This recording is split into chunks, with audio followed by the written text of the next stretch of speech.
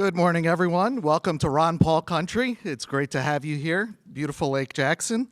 My name is Chris Rossini. I'm a senior fellow at the Ron Paul Institute and co-host on Fridays. You may recognize me on the Ron Paul Liberty Report. So it's great to have everyone here today on this beautiful morning. Thank you, thank you. I want to start off by thanking our host committee because they literally make this possible. This is their conference as much as it is ours because they help to finance getting us all in this room and all the work that Daniel and my colleague Adam do in the months prior. But the host committee really makes this possible. We do not have big corporations that tell us, hey, go on stage, say these things, and we'll take care of you. You'll never have to worry about money again. We don't have that. We have regular people that support our ideas, Ron Paul's ideas, and because of that, we are able to sit here and spend a few hours together. So thank you, the host committee. I also want to thank our speakers. We have a great lineup. The way we do our speakers is we want to hear them too. We not only want to bring them up on stage for you, but we love them ourselves and love to sit and listen to them speak and share their brilliant ideas. We have a brilliant lineup today.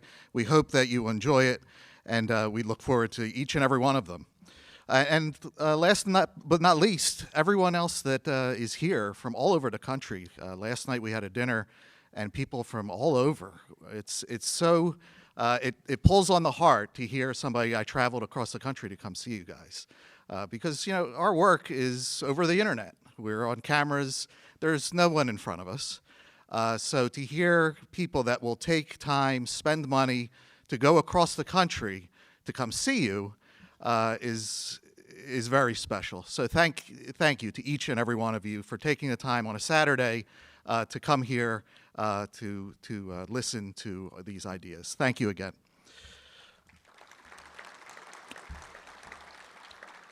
So today we're talking about Trump 2.0, and what an amazing guy. Trump is a fascinating individual. There's no one like him in politics. In my entire lifetime, probably in everyone's lifetime, he really is different, and he's fascinating. There's something about him that not many people can go through what he went through to become president of the United States and everything prior to that. It's been a constant struggle for this guy to get to where he is today. And that, in and of itself, is very admirable. He's a very controversial individual. There are extremes that we all know of. There's people that hate everything about him, no matter what he does. They just hate him. On the other side, there's people that love him, and he can do no wrong. And here at the Ron Paul Institute, Ron Paul Liberty Report, we're not on a team. We admire the good about him, but we will criticize the bad because, I mean, we work for Ron Paul. We can't keep our mouths shut. So yeah, so he brings out so much emotion in our country, but we love praising the good. He's doing things that Ron Paul, if he were president, would do. It would be ridiculous to sit back and, you know, to ignore that and just because you hate him. I mean, just recently he wants to cancel the education department. What he's done with Doge.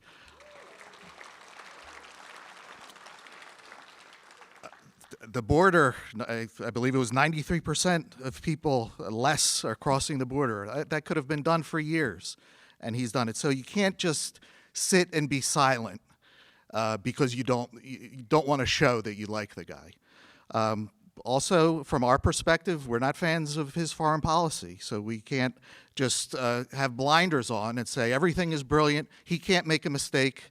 You know, despite everything he went through, even being shot at. I mean, he is a human being. He can make mistakes. He made mistakes in his first administration. So we have to treat him as a human being, not as a Superman. So we will talk about his foreign policy and the stuff that we don't agree with and that we hope that he would change and reverse course. But our intention is to cheer him as much as possible because this is our country. We love our country.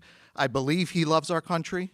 I don't think he's acting. He's doing what he believes is best.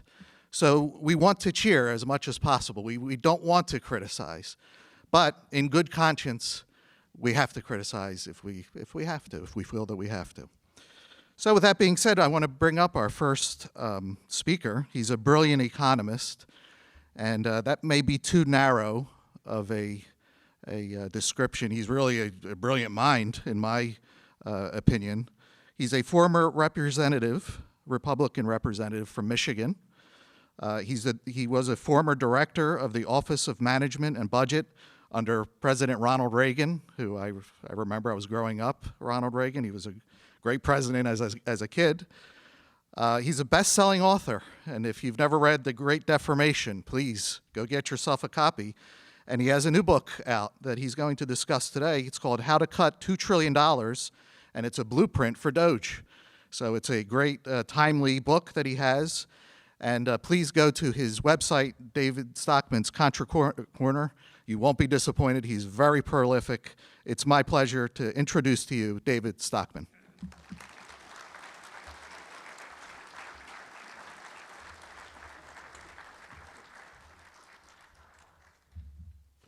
Well, thank you, Chris, and good morning. I'm really glad to be here again. I think I spoke to this conference 6 or 7 years ago.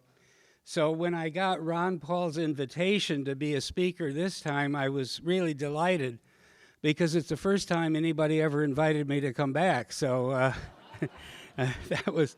but it reminded me that, Ron Paul and I go back a long way.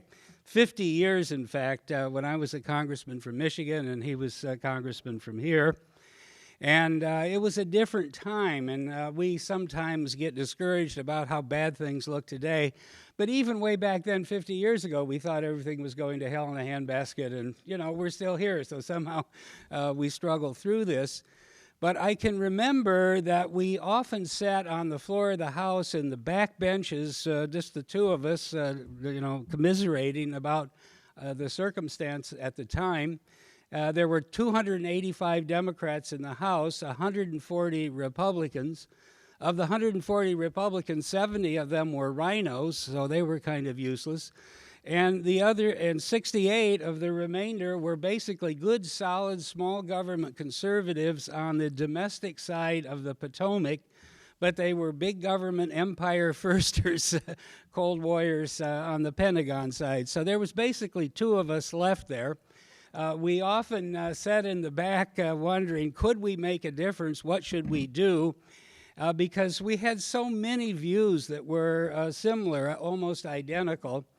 And one day we decided, instead of being spread out all over the lot, to somehow concentrate our voices, could we find one issue that we would prioritize, both of us would go after, we would become a team, we would work on it together, and we narrowed it down to three things: anti-war, the gold standard, and the public debt. And as we thought it through at the time, this is the mid-'70s, we said, well, probably we'll let the anti-war thing go by, because by that point it looked like the anti-war people were winning. We were out of Vietnam. People learned a big lesson. We were out of Cambodia. The Church Committee had held its hearings and the CIA was on the run. Nixon had gone to China, opened up the dialogue with Mao. He had gone to Moscow to negotiate with Brezhnev. So we said that it's a really important issue, but looks like the battle has been won from our side. And so we said, well, the other two, the gold standard really is important. The central banking is the ruination of capitalism, and a lot of side effects in terms of making it so easy for Congress to spend and borrow. But, at that time, Keynesianism was so dominant that even Nixon, some of you may remember this, said, we're all Keynesians now. So we said, that one's too hard. We're just not going to make too much headway there. Let's go after the debt. That should be an easy one, okay? That should be the one that we take on. And I only mention that because here we are today. At the time, the public debt was $800 billion. The total debt was $800 billion, okay? And by the turn of the century, it was $5 trillion. By the time Trump was elected the first time, Trump 1.0, it was 20 trillion. Trump 1.0 took it to 28 trillion. So these are big numbers, but if you do 8 trillion of more debt in 4 years, that's quite a feat. We should be aware of that because it took the first 43 presidents 216 years to get our first 8 trillion, and Trump was able to match that in the 4 years that he was in. So there were some issues, that we need to be concerned about. But the point is, here we are today with the public debt already at 37 trillion. If you look at CBO's baseline, which is really rosy scenario, they think nothing's ever going to go wrong in the world for the next 10 years, we'll be at 70 trillion early in the 2030s, and by mid-century, and I know that sounds a long time away, but it's not really, because it's 25 years from now. Everybody here probably can remember 25 years ago, Y2K, 2000, all that. We'll be at 150 trillion of public debt. Well, I don't think we'll ever get there, because $150 trillion of public debt will just crush the economy, the financial system, and everything that we really believe in terms of capitalist prosperity, constitutional liberty, and so forth would be long gone if we continue down the road in that direction. So somehow we thought back then that this was a problem that could be taken on, and here we are today still struggling with it. But nevertheless, I appreciated everything that we did together during those days back in the Congress, and then what Ron Paul has done as kind of a beacon of fundamentally right things about how we should conduct government in a constitutional democracy that is almost unparalleled, unique, unusual among all the political figures that at least I've had the experience of encountering during all of my time at this. But in any event, we're here today to talk about the era of Trump 2.0.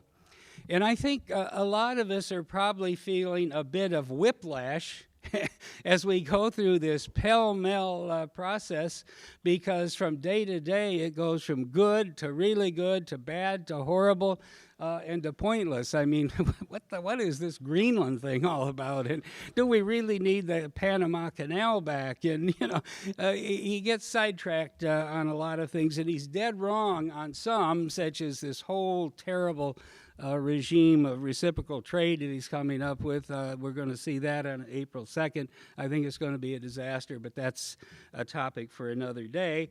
Because when you look at the whole picture, I sort of describe our circumstance in Trump 2.0 as libertarians as the best analogy I can think of was, remember the movie, I think it was 30 years ago, Forrest Gump. And you remember Forrest Gump sat on the park bench and he said, the world is like a box of chocolates. You never know what you're going to get. And I think that's basically what we have with Trump.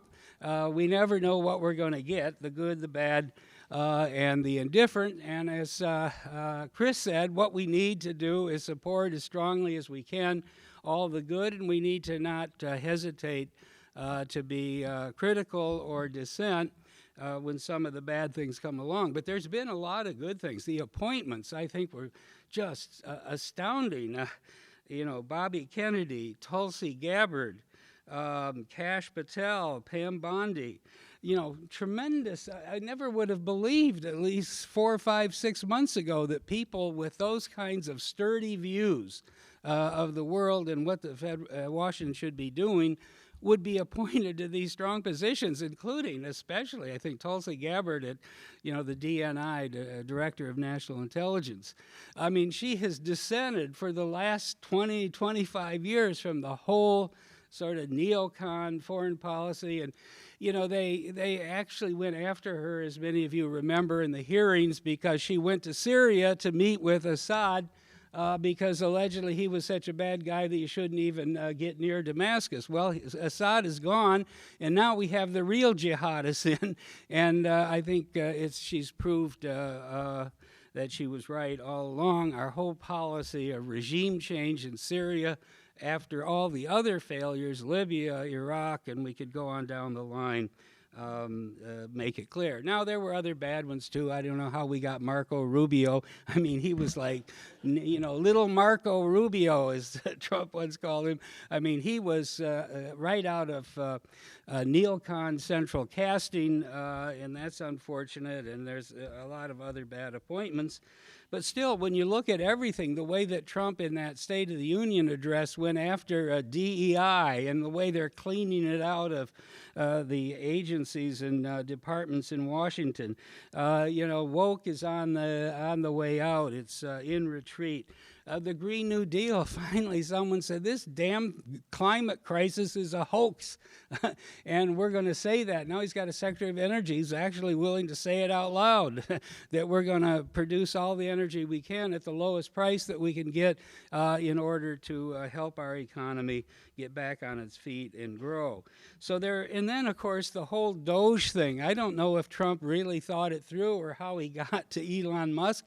I guess he wanted to be buddies with a real centibillionaire. I mean, he's just a billionaire, but he wanted to be buddies with a real.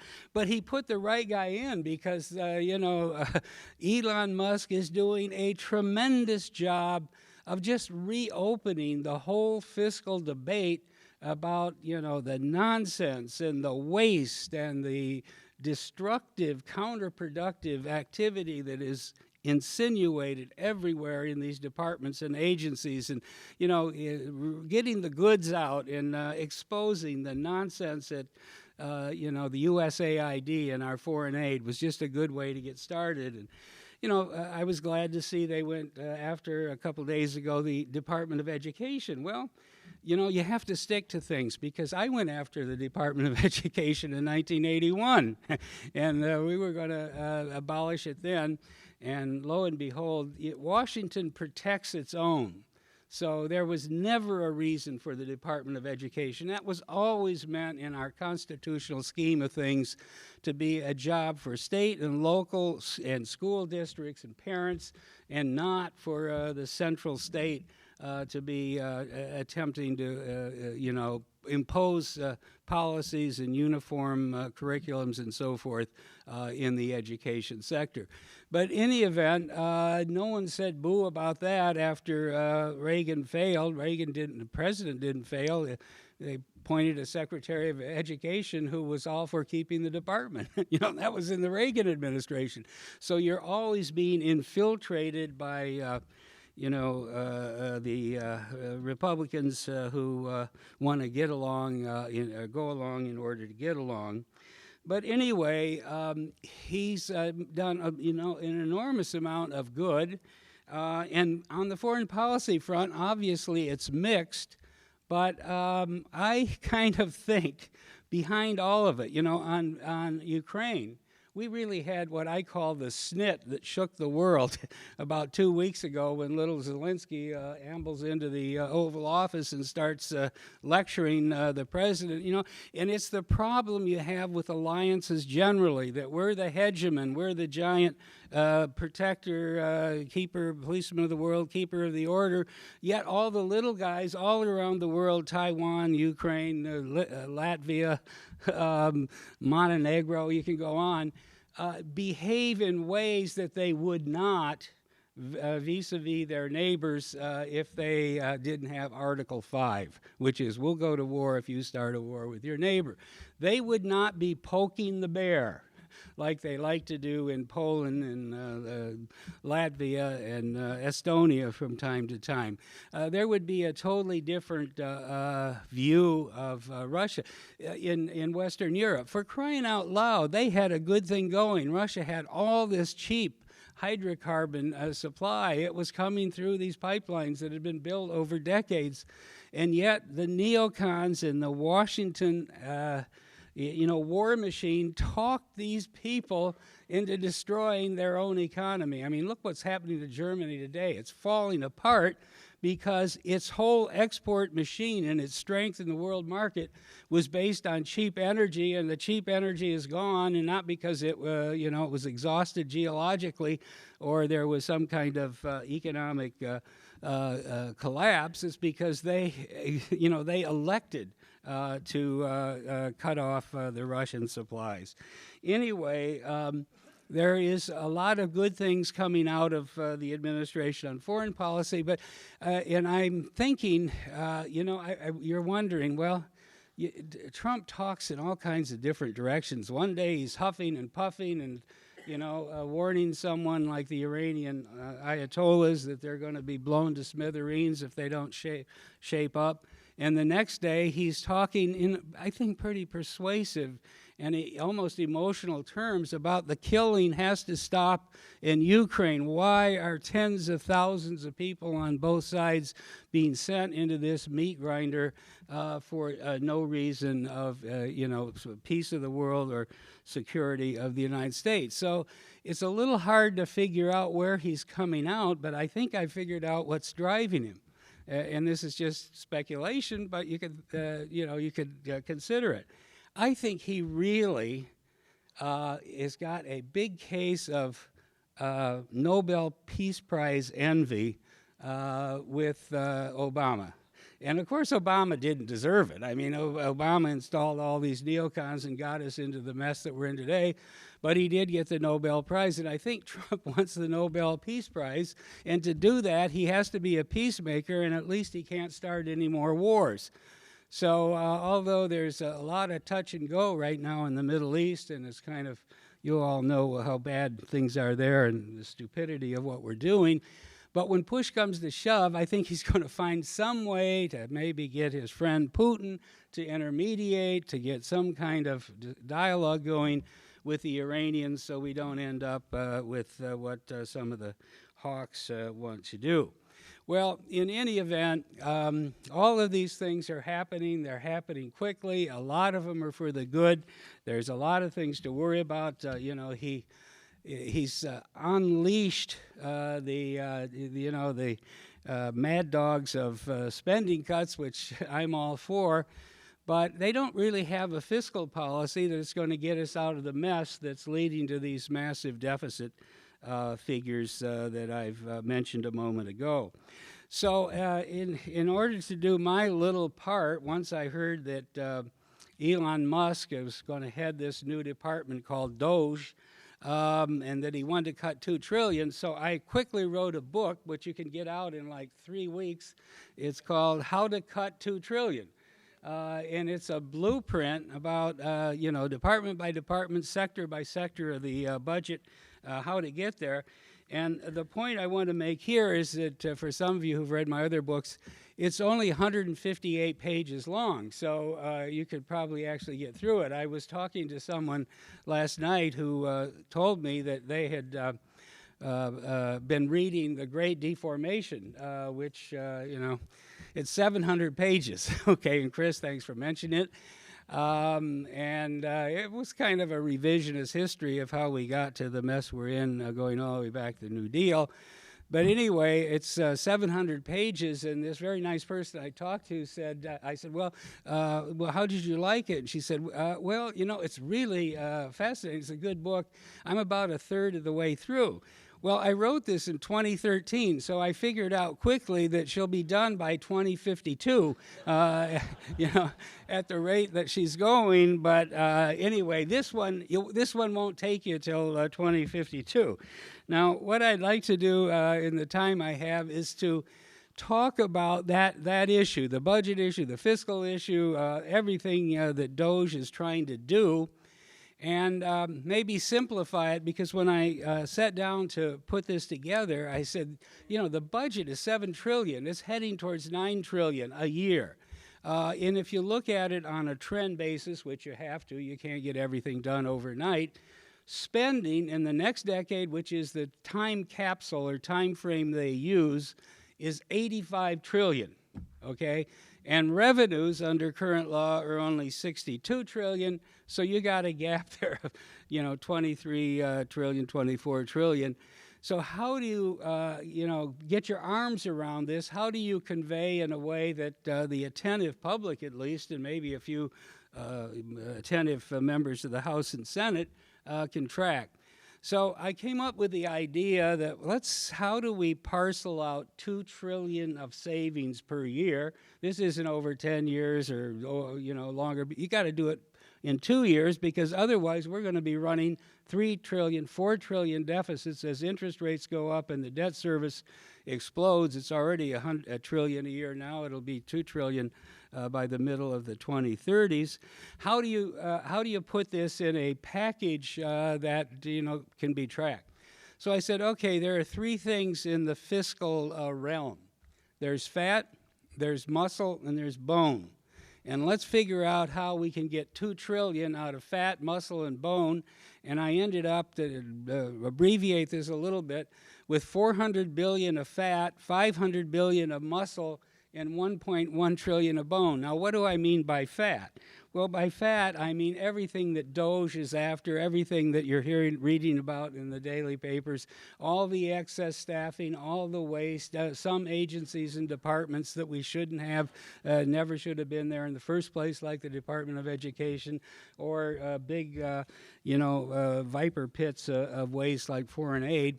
So I said, in the fat area, let's understand one thing. It's important to do. Fraud, waste, and abuse is a problem. You have to go after it, hammer and tong. You can't tolerate it if we're ever going to get back on track. But don't think that that's going to solve the whole problem. And I tried to prove that in this book by simple analysis. If you take all of the civilian employees of the federal government, there's 2.3 million. And if you recognize that they get paid a lot for doing very little, as we all understand, and then when you look at the fully loaded cost, which is all the pensions and the medical and all the leave days they get and so forth, the fully loaded cost per federal employee is $160,000. Now, that sounds like a big number, but when you do the multiplication, it tells you that the entire payroll, civilian payroll, we'll get to military with the budget muscle, the entire payroll is only $300 billion. So if we were able to cut 40% of that, which is a pretty tall order, we would only save 150, 180 billion. And the target, and it's an honest to goodness target. You have to get to 2 trillion, or this doom loop that I describe with the budget. In other words, deficits adding to debt, interest rates rising, interest costs rising. You know how that math will compound.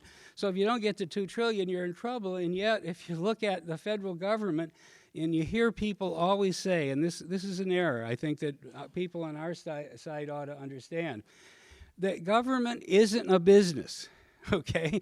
The government is a war machine, which costs $1.4 trillion a year, and it's a massive transfer payment agency, which costs $5 trillion a year.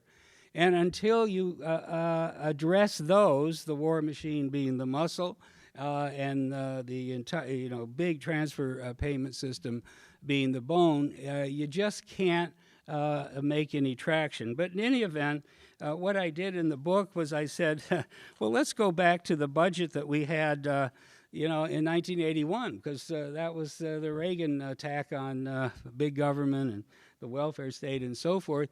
And let's see how many of those agencies that we cut survived. And the answer was all of them.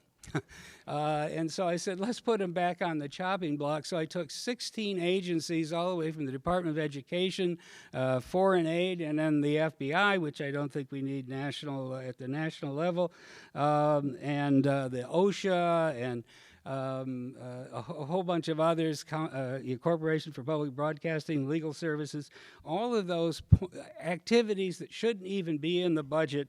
Let's get rid of all of those. And then I took another 9 agencies, like the SEC, the IRS, the EPA, NASA, FAA, and so forth. I said, we're going to cut those by 50% because there's that much, excess or unneeded missions there. and we'll cut the rest of the agencies, civilian agencies, by 50%. And by that, I included some of the big ones like Homeland Security, Social Security Administration, and so forth.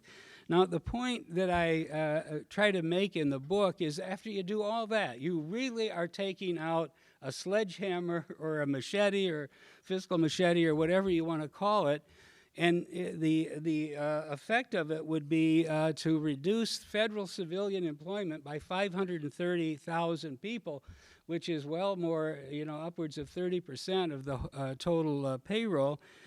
You would only save about $80 billion a year. Now, I don't mean to say only $80 billion is chicken feed. It obviously isn't, but if the problem is $2 trillion big, 80 billion, is 4%. That doesn't get you very far.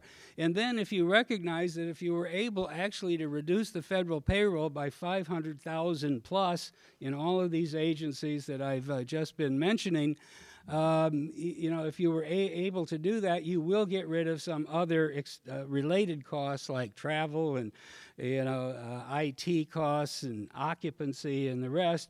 So the total effect of doing this across-the-board shrinkage of the payroll, which is what people think about in terms of efficiency and too much bureaucracy, would be 130 billion. Well, again, that's a good start, but 130 billion is a long way away from the 2 trillion target. So I said, what else is there in the nature of a broad definition of fraud, waste, and abuse and excess government intervention or unnecessary or counterproductive government programs? And I said, okay, how about we get rid of all the energy subsidy programs, either the tax credits or the direct spending, the green energy, the black energy, the old energy, the new energy. Why is the government even involved in energy? I said this back in '81. We got rid of a lot of Carter stuff, but much lasted. And then they came up with this phony global, climate crisis, and it was all back. But I said, let's get rid of all of it because the one thing that the market can do, the free market can do better than almost anything else is allocate investment in energy, the production of energy, the distribution of energy. We don't need a single federal bureaucrat or dollar involved. So that would save $60 billion. So I put that, in the bank. And then I said, well, when you're thinking about a sector of the economy that is totally on government action and budgets and spending and borrowing is totally unneeded. Well, the same thing is true of agriculture. And I was from an agriculture district, and somehow I survived. I voted against every one of the farm bills. I guess they weren't paying close attention or something. I don't know. But in any event, I said, let's get rid of all those farm subsidies. Why are we subsidizing the crop insurance for farmers? So, there's an insurance market out there. The rates might be a little higher.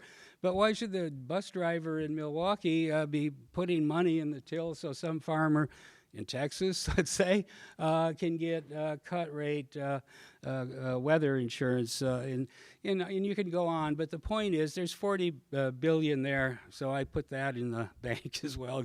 It shouldn't be there. I mean, this is a leftover relic of the New Deal, where Franklin Roosevelt had this whole theory that if we could just pump agriculture back up again to the level it was at during the middle of World War I, where we were the granary of the world, then everything would be solved. We got all these programs. They're still here. Get rid of them, $40 billion. And I said, well, we're at it. What the hell do we have the Small Business Administration for? There is more capital available in our economy today than ever before, from the venture capital world, from the private equity world, from just this booming stock market that we've had. I mean, the whole idea that we need an agency to give cut-rate loans to small businesses. Not same is true, even worse with Export-Import Bank. Why does GE need cut-rate loans in order to sell airplanes around the world? Anyway, put all this together, and I was able to come up with another 130 billion of fraud, waste, and abuse. But still, all of that, cutting the agency, shrinking the head count, getting out of all of these different activities I've mentioned, got me $400 billion. So therefore, I had to go to the muscle, and when you go into the muscle, it's a pretty interesting story, which tells you why you have to bring the empire home. When I go through the budget, what I see is that we have 950,000 soldiers in the Army. These are full-time. That isn't. Oh, that includes the National Guard and the reserves. 950,000. The annual budget is about 60 billion. The total budget of the Army is 210 billion or so a year. And why the hell do we have them? Our foreign policy doesn't require us to have forces in Europe, even though a good foreign policy wouldn't, even though we have 60,000. News to them, World War II ended 80 years ago. We still got 50,000 forces in Okinawa and Japan. We still have 30,000 or so, 25,000 in South Korea. We have a huge army in order to carry out a neocon, aggressive foreign policy of invasion and occupation all around the world, where our security, our homeland security, doesn't need any of that. We need a America First, or what I call a Fortress America defense policy, that is a invincible strategic deterrent, and a residual military force that defends the airspace and the shorelines of America, and that's it. Well, you don't need an army to keep the Chinese Navy, which has got 3 aircraft carriers, by the way, 2 of which are rust buckets purchased from the old Soviet Union. So you can imagine, they're not all that lethal. You don't need an army to keep them off the shores of North Carolina or California. In today's world of advanced technology and drones and every kind of cruise missile and intercontinental missile, ballistic missile, if anybody ever tried to invade America, they would end up in Davy Jones's locker, weeks before they got even near the shoreline. So what the hell is the Army doing?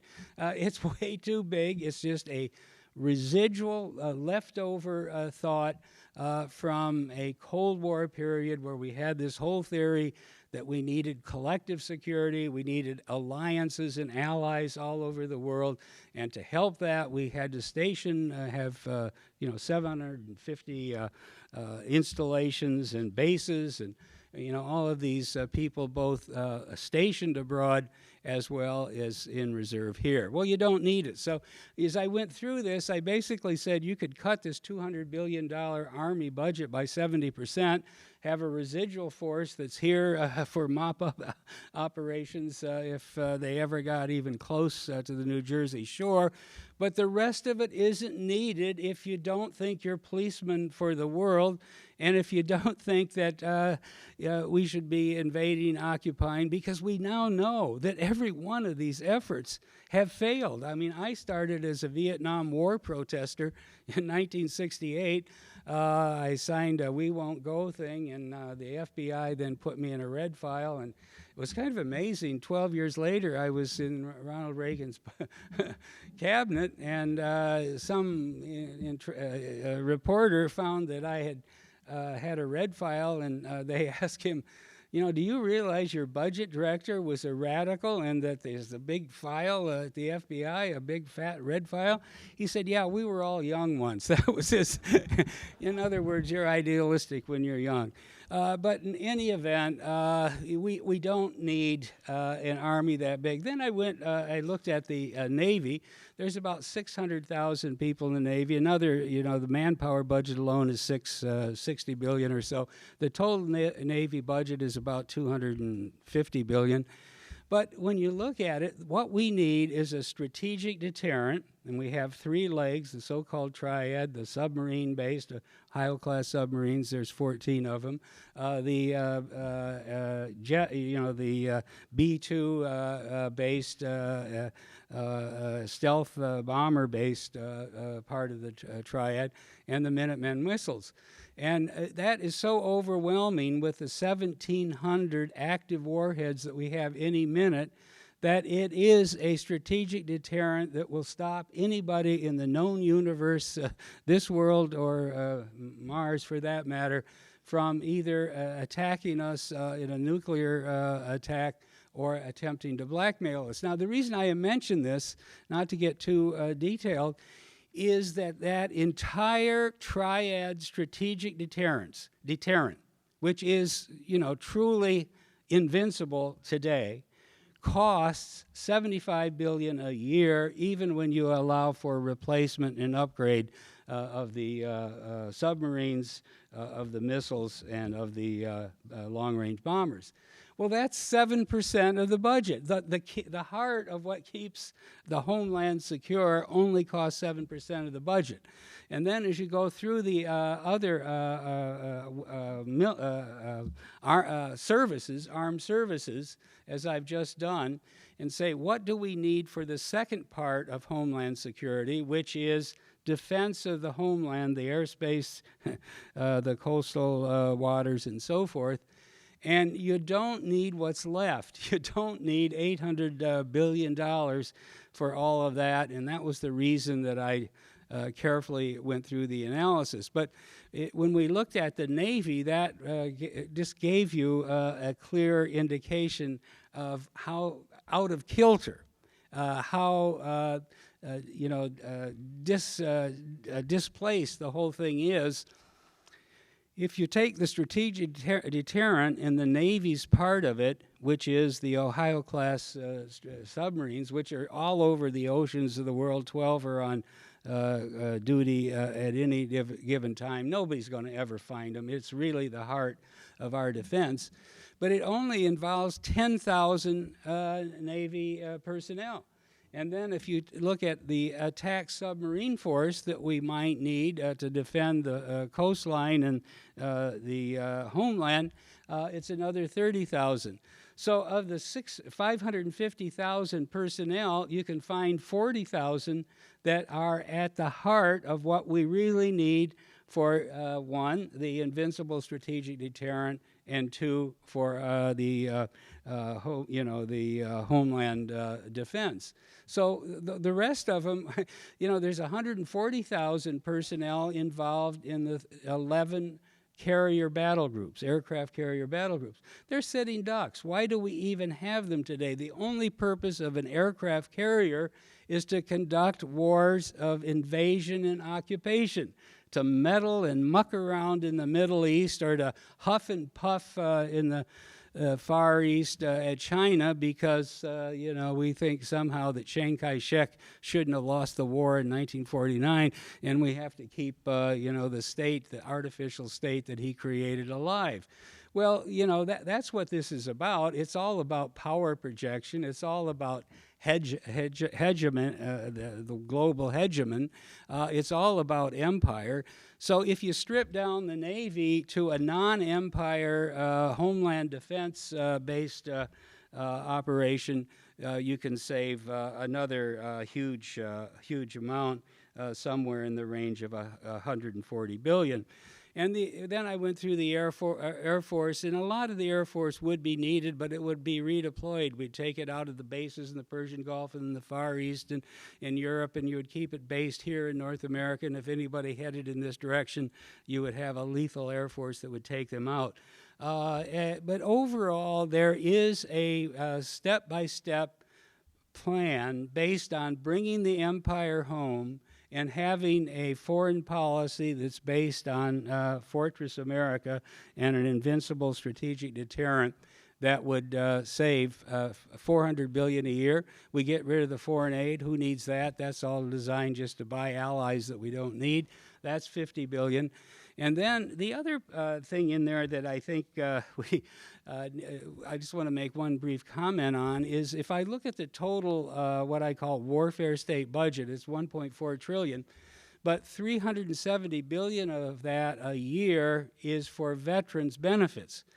And they deserve it. I'm not even going to argue about the veterans, but what I'm going to say is all along, the veterans budget has been kind of the unpaid for part of the national security, because today we have 5 million people, men and women, on disability benefits from all of these wars that have been where they've been sent into harm's way and now have lifetime disabilities that need to be supported, going all the way back to Vietnam and everything in between. We have 9 million people that are in some way or another being treated by the veterans' health care system. So if you piece it all together, there's an astounding number. 1 out of every 30 adult Americans is a beneficiary of the Veterans Administration because we've had so many wars. That's the deferred cost of all the forever wars. That's the deferred cost of the empire that we've had since, the Korean War in 1950 going forward. So you've got to stop that as well if you're ever going to get things under control. Finally, I went to the bone, because now we've talked about all this 400 billion sweeping, slashing of the fat, and 500 billion that you could get out of a radically repositioned national security policy, and we didn't even get halfway to the target. So then you have to look at the big transfer payment machine, the $5 billion a year or $5 trillion a year that goes to every kind of entitlement from Social Security all the way down to food stamps. And I just want to use one example. I came up with 1.1 trillion of savings, or about 20%. That would be justifiable, that could be done, that would be practicable, if you could only find some politicians courageous enough to talk about it. But though I want to mention just one illustration to show you, how serious this is. We now spend 1.1 trillion a year for just the means-tested entitlements, Medicaid, food stamps, housing subsidies, and so forth. Back in 1981, when we were fighting the same battle, it was 200 billion in today's dollars, not those dollars, in today's purchasing power. So you've gone from 200 billion to almost 1.2 trillion just since Reagan took on the entitlements in 1981. And so someone could say, I'll just go through this quickly, well, we've been a huge increase in the poverty population, and that explains it. Well, it doesn't, okay? There's been no increase materially in the poverty population. So if you go back then, we were spending about $6,000 in today's money per poor person in the United States. Today, it's $26,000 per poor person in the United States, but the joke of the matter is the poverty line for an individual is $14,000. So back then, it was half of the poverty line. Today, it's 150% of the poverty line, and they say you can't cut the safety net because we need every dime of it. Well, you don't, and in the book, I lay out that we could put it into a block grant, send 75% of the money back to the states, save $250 billion, move along. Welfare should be handled by the states and localities anyway. Well, that's some of the things that are in here. Now that you've heard it all, you don't have to read it, but it is only 170 pages long, and it's only $11, so that's a real bargain. Thank you very much.